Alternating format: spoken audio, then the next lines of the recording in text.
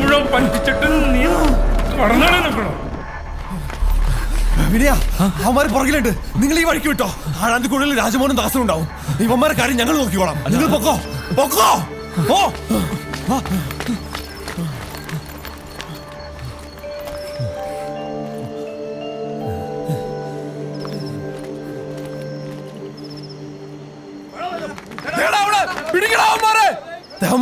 വാടാ വാ.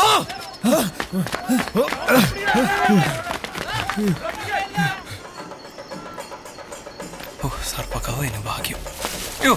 വള്ളി മനുഷ്യൻ പേടിച്ച് ചാവുന്നുണ്ട്.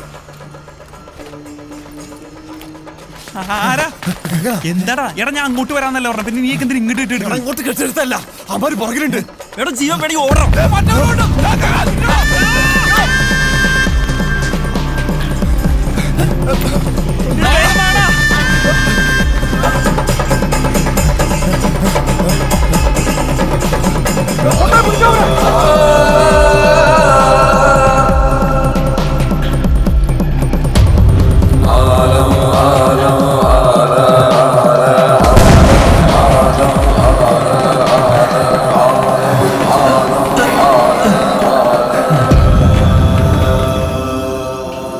ചന്ദ്രഗ്രഹണം നടന്ന ആ രാത്രി ഒരു ദിവ്യ വെളിച്ചത്തിന്റെ നിത്യതയിലേക്കാണ് അവസാനിച്ചത്.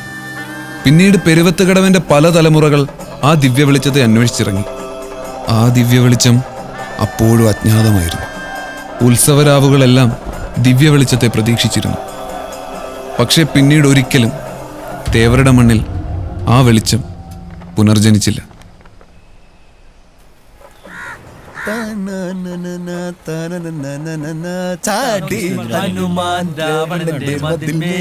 ജോസേ, ഞാൻ കുറെ നാളായി ചോദിക്കണം വിചാരിക്കുന്നു. ഈ നാട്ടുകാര് മൊത്തം ദിവ്യ വെളിച്ചം എന്ന് പറയുന്നുണ്ടല്ലോ, അന്ന് രാത്രി വിനയം കണ്ടത് ശരിക്കും ദിവ്യ വെളിച്ചായിരുന്നു? ദിവ്യ വെളിച്ചാണെന്നാ? ദിവ്യ വെളിച്ചം എന്ന് പറഞ്ഞിട്ടല്ലോ, ഭയങ്കര വെളിച്ചാണ്. കണ്ണൊന്നും കാണാൻ പറ്റില്ലായിരുന്നു. അത് ചെന്നിക്കുത്തല്ലേ? ചെന്നിക്കൊന്നും തന്നിട്ടല്ല. ഈ ദിവ്യ വെളിച്ചം എന്ന് പറഞ്ഞ സാധനം ശരിക്കും ഉണ്ടോ? പിന്നെ എത്ര നാളായി ശരിക്കും? ദിവ്യ വിളിച്ച ഭഗവാന്റെ കാറ്.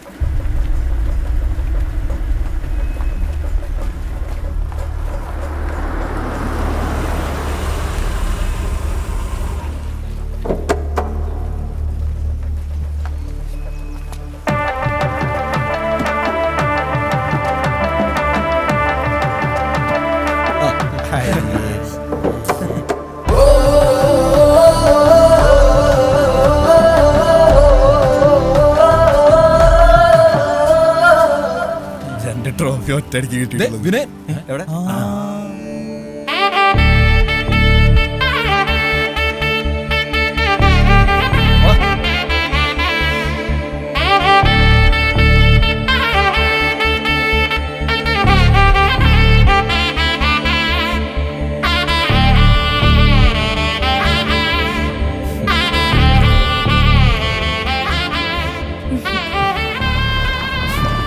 ബജരംഗ് ബിജു അളിയാ, നിനക്ക് ഇങ്ങനെ തന്നെ വേണം. ഇത് ഒളിച്ചോട്ട് രക്തൊന്നുമില്ല മക്കളെ, ഒളിച്ചോടല്ലേട്ടാ. എന്താടാ പെട്ടി കിട്ടിയില്ലേ?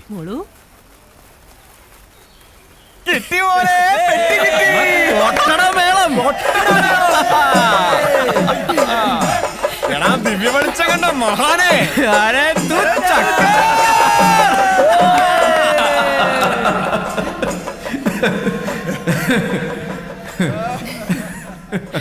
പ്രിയപ്പെട്ട നാട്ടുകാരെ, നിങ്ങൾ ഏറെ പ്രതീക്ഷയോടെ കാത്തിരുന്ന വെടിക്കെട്ട് വേലായുധന്റെ 8 തരത്തിൽ പൊട്ടുന്ന സ്പെഷ്യൽ ഐറ്റം ഗർഭം കലക്കി കേരളത്തിൽ ആദ്യമായി ഇതാ പെരുവത്ത് കടവിന്റെ മണ്ണിൽ അരങ്ങേറുന്നു.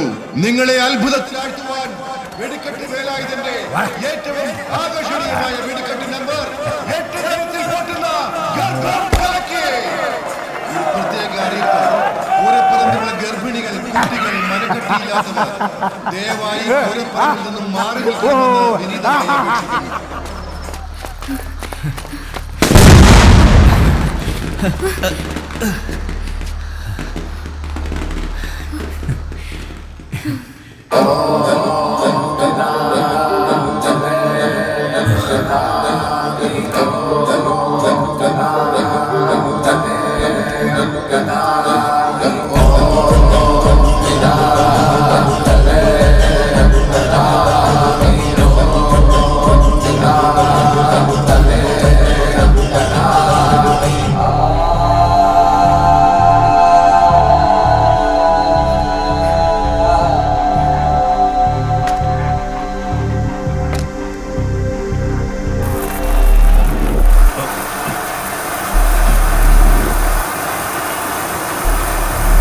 ഭഗവാൻ ഭഗവത്ഗീതയിൽ പാടി സംഭവാമി യുഗേ യുഗേ.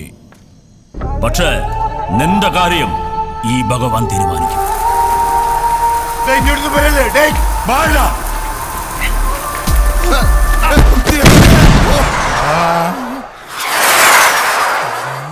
ഗർഭം കലങ്ങി.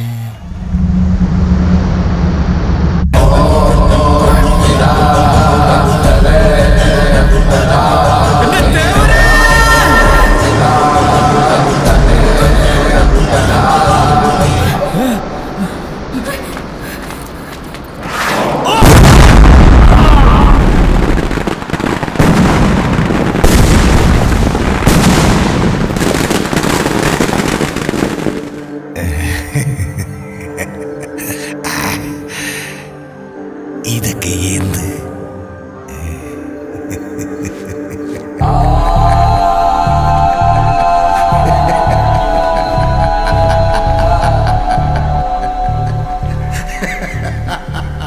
തേവർ വെടിക്കെട്ട് വേലായുധനായി വന്നതാണോ അതോ വെടിക്കെട്ട് വേലായുധൻ തേവരായി വന്നതാണോ എന്നറിയില്ല.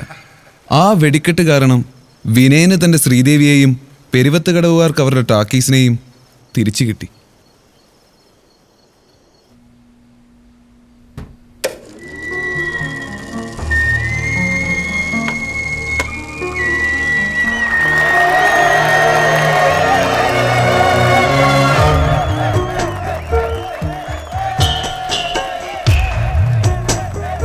ഒരു രാജമല്ലി വിടരുന്ന പോലെ ഇതളെഴുതി മുന്നിലൊരു മുഖം. വർഷങ്ങൾക്കിപ്പുറം ശ്രീദേവി ടാക്കീസിൽ സിനിമ എന്ന അത്ഭുതം വീണ്ടും ഉദിച്ചു. പൊടിപിടിച്ച ഓർമ്മകൾ വീണ്ടും ഉയർത്തെഴുന്നേറ്റു. വിനയൻ ഇന്നും കാത്തിരിക്കുകയാണ് തങ്ങളുടെ ശ്രീദേവി ടാക്കീസ് മാധവേട്ടന് തിരികെ നൽകാൻ.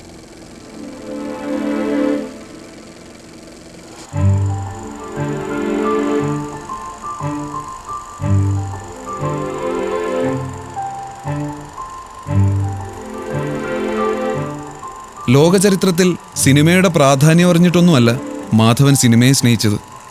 സിനിമയോടുള്ള ഒരുതരം അഭിനിവേശം. അതാണ് ഇന്നും മാധവനെ സഞ്ചരിക്കുന്ന ഒരു സിനിമാ കൊട്ടകയാക്കിയത്. വേരുകൾ പിതൃക്കളുടെ കിടപ്പറയിലേക്ക് ഇറങ്ങുന്നത് പോലെ സിനിമ ഇനിയും ഗ്രാമങ്ങളിലേക്ക് എത്തട്ടെ. നല്ല നല്ല സിനിമകൾ ഇനിയും ഉണ്ടാവട്ടെ.